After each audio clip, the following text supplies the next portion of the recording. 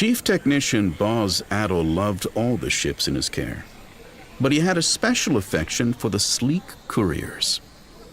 He ran a gloved hand along the metal flank of the Horsch Kessel Celtia-class fast courier limit of vision that had just come home.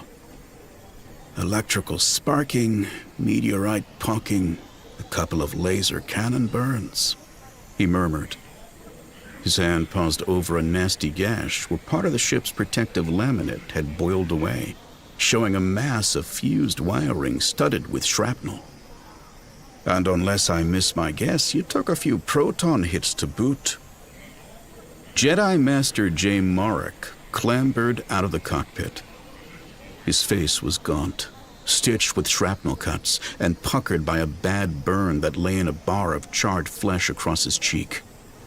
Half-healed on the frantic trip home, the burned skin had bubbled and turned stiff, pulling up one corner of his mouth.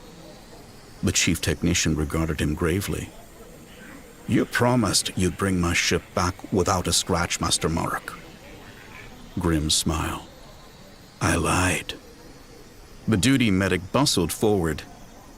"Let me check you out." He paused, squinting more closely at the slashing burn mark on the Jedi's cheek. "Master Maruk? What?" "There's no time for that now. I must speak to the Jedi Council at once. As many as can be found, anyway." "But Master Maruk..." The Jedi waved him off. "Forgive me, medic, but now is not the time. I have a message to deliver that cannot wait, and I have been left very much on purpose in good enough shape to deliver it." Again the grim smile. He strode away, pausing only at the docking bay doors. "Chief Boz," he said more gently. "Yes, Master." "Sorry about the ship." The medic and the chief technician stood side by side on the landing platform and watched him leave. "Lightsaber burns?" Boz asked. The medic nodded, wide-eyed. The chief tech spat thoughtfully on the deck. "Thought so."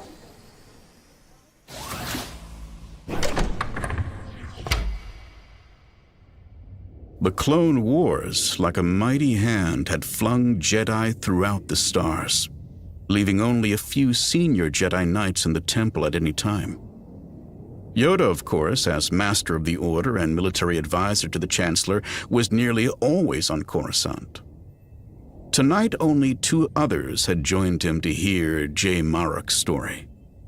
Jai Maruk's close friend, Master Ilena Zan, nicknamed Iron Hand by the students. She taught hand-to-hand combat, and her specialty was joint locks, and Jedi Council member Mace Windu, who was too intimidating for nicknames. "We were running recon in the Outer Rim," Jay said. "Began to think there was something funny going on in the neighborhood of the Hydian Way. Little drab transports kept popping up like a merman trail leading into and out of the Wayland region. Nothing so unusual about that. The Trade Federation has the whole region locked down. But these were popping in from strange coordinates. Deep space vectors, not local traffic. I got a funny feeling about them, so I dressed up one of the clone transports in pirates' colors and sent it to intercept. Turned out that little commercial shuttle had legs on it like a Neimoidian jackrabbit.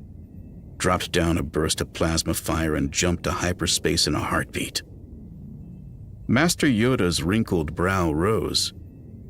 "In a nerf's coat, this crate dragon was." "Exactly." Master Jai Maruk glanced down at his right hand, which was trembling. An ugly char mark was burned across his palm. He regarded the hand steadily. The trembling stopped. A young Padawan, a red-haired girl of perhaps 14, came into the room with a pitcher of water and some glasses on a tray. Bowing, she placed them on a low table. Master Zan poured a tumbler of water and gave it to Jay. He stared at the glassy, oozing skin on the palm of his burned hand, forced it to curl around the tumbler, and drank. "So the Trade Federation was shipping something important into the Hydian Way," Jay continued, Why? Not new ordnance. We don't have any significant troop concentrations out there. And why the disguise? They could wear their fleet colors proudly. It would scare off any pirates or casual raiders, like my poor clone troopers had pretended to be. There has to be something there we aren't supposed to know about, Ilena said. Mace Windu studied the lightsaber burns on Jai Maruk's cheek. Or someone.